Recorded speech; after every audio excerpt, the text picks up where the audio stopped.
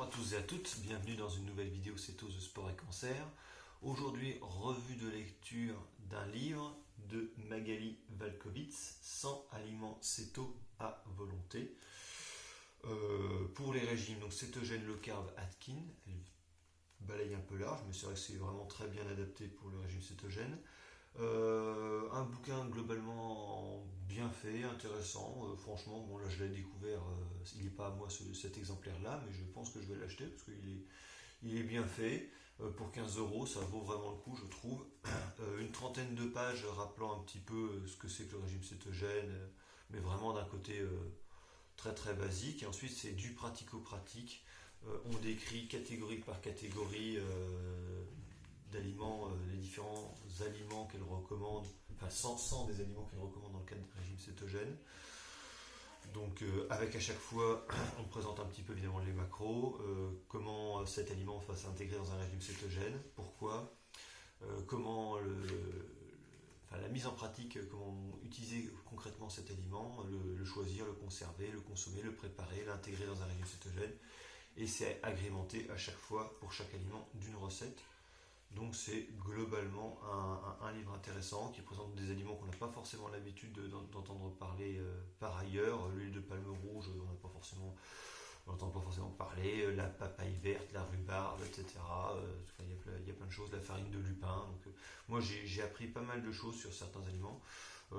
Après évidemment, elle parle assez peu. Là où moi je milite beaucoup aussi pour les légumes verts et ou à feuilles. Bon là elle parle quand même du basilic et du persil, mais effectivement vous ne verrez pas ces autres aliments. Je comprends bien, hein, vu qu'ils ne sont pas très riches en glucides, on les met pas forcément en avant dans le cadre d'un régime cétogène. Cela dit, je trouve qu'ils ont pleinement leur place et que ça devrait être un petit peu quasiment la base d'un régime cétogène, puisqu'on cherche à avoir quelque chose de bas en glucides, mais surtout en produits sucrés. Je l'ai déjà rappelé dans certaines vidéos. Ce qui m'a aussi bien plu finalement dans son approche du régime cétogène, c'est qu'elle est très, comment dirais-je, elle est très large. Vous voyez, je vous dis, il y a le régime cétogène low carb Atkins. Elle fait aussi attention à proposer des choses aussi bien pour les gens qui mangent, les omnivores qui mangent des produits animaux, que pour des végétariens, que pour des végétaliens. Elle est aussi pas du tout sectaire de son approche avec, bon alors ça peut surprendre, ça peut choquer des puristes du régime cétogène, mais c'est vrai qu'elle parle des trois grands types de restrictions glucidiques, avec le cétogène strict avec entre 15 et 25 grammes de glucides par jour, le cétogène modéré 25 à 50 grammes de glucides, et le cétogène souple où on peut aller jusqu'à 80 à 100 grammes.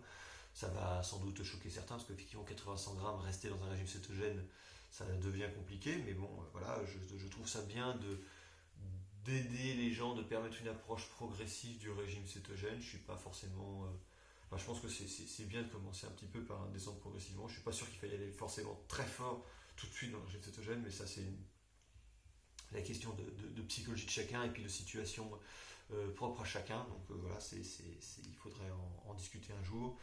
Donc après, elle détermine les ratios céto, donc qui vont du 5 pour 1 ou 1 pour 1. Alors évidemment, du 1 pour 1, quand on a une part de lipides pour une part de protéines ou de glucides, on est loin des ratios vraiment céto, et ça ne...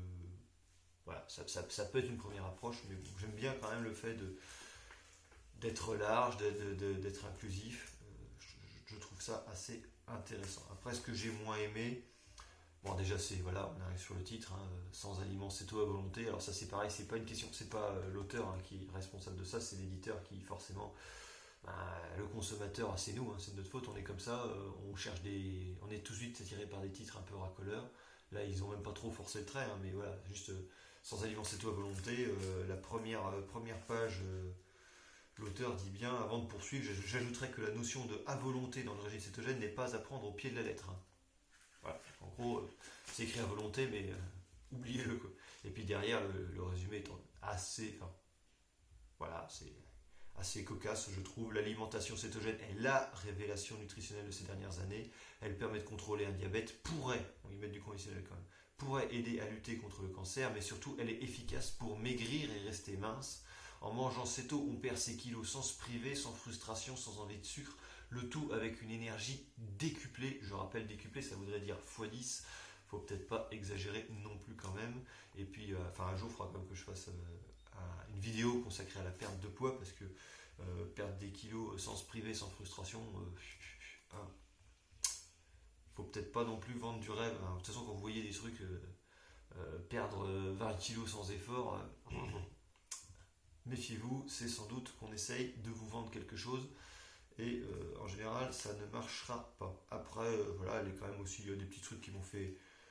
euh, voilà, elle explique notamment que le régime cétogène c'est formidable pour développer.